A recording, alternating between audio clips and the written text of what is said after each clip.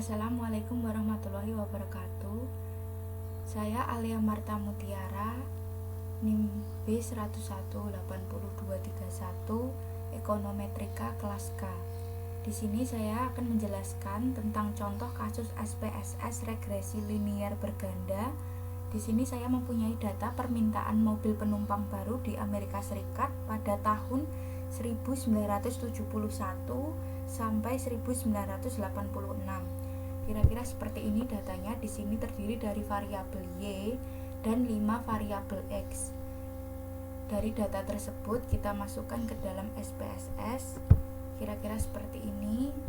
Kita pencet variabel view. Lalu di sini ada variabel Y, X1, X2, X3, X4 dan X5 dengan type numerik with 8, desimalnya 2, labelnya kita sesuaikan dengan nama-nama yang ada di Microsoft Excel sebelumnya tadi. Lalu kita pencet data view lagi, kita langsung analisis, pencet analyze, regression, linear, lalu kita masukkan dependennya Y, variabel Y sebagai dependent dan variabel X sebagai independen.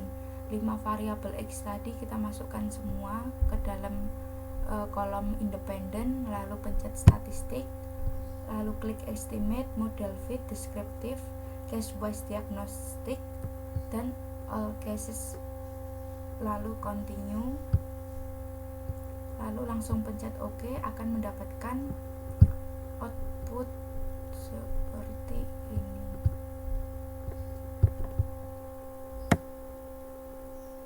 Output regression seperti ini. Di sini ada tabel descriptive statistik dengan 3 kolom, yaitu mean, standar deviasi, dan jumlah.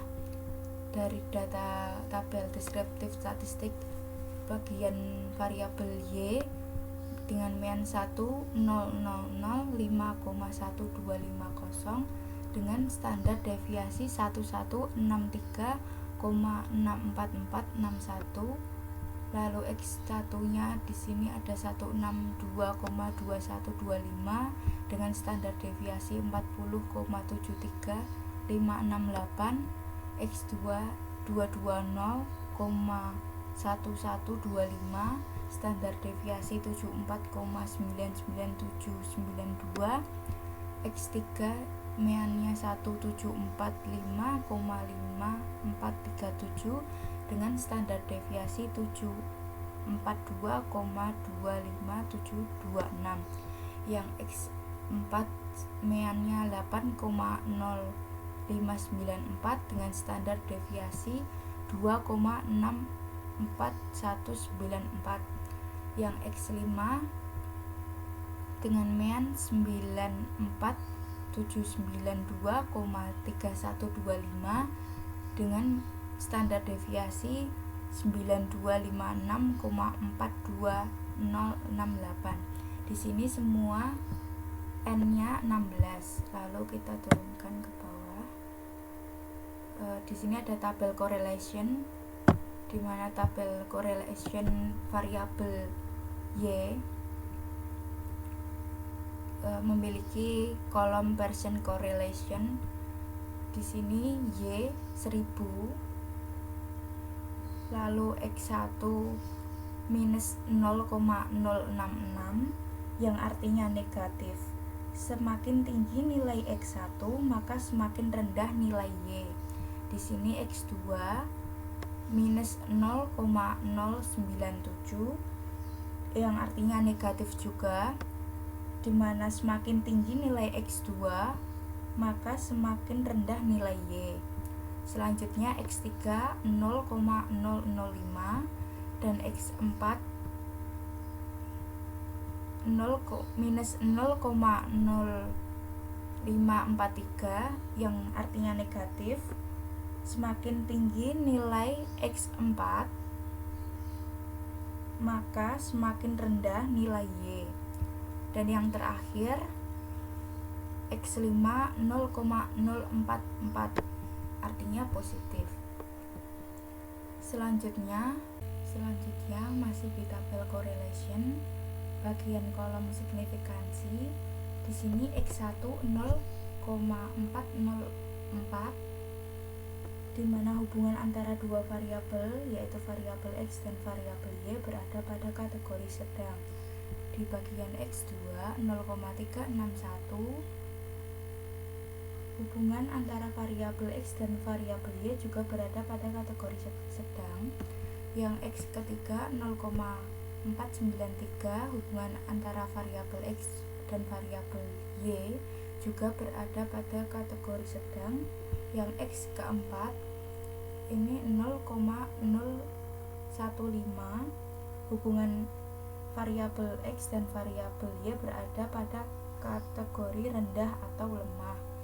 Yang terakhir X5 0,436, hubungan variabel X dan variabel Y berada pada kategori sedang. Di sini semua N-nya 16. Lalu kita masuk ke tabel variabel enter atau remove. Di sini kita menggunakan metode enter. Selanjutnya kita turunkan lagi. Di sini ada model summary di mana R 0,873 menunjukkan adanya hubungan yang kuat antara variabel X dan variabel Y. Selanjutnya adjust R square 0,643 menjelaskan bahwa variabel X dapat menjelaskan variabel Y 0,762 dan sisanya dijelaskan oleh variabel lain. Lalu standard error of the estimate di sini diperoleh 695,42247 yang menjelaskan bahwa tingkat kesalahan regresi linier jadi semakin kecil, maka persamaan regresi menjadi semakin baik. Lalu selanjutnya kita turunkan lagi, ada tabel ANOVA, di mana tabel ANOVA dengan signifikansi kolom signifikansi 0,006 kurang dari 0,05, yang berarti menunjukkan bahwa adanya hubungan antara variabel X dan variabel Y. Serta di sini ada tabel kolom F. Di sini didapat 6,400. Selanjutnya kita turunkan lagi. Di sini terakhir ada tabel koefisien persamaan regresi. Di sini dijelaskan bahwa konstan Y yaitu 5580,322, lalu X1 nya B nya 52,268, X2 nya minus 114,597, BX3 7,732, BX4 minus 91,896, B yang terakhir X5 yaitu 0,089.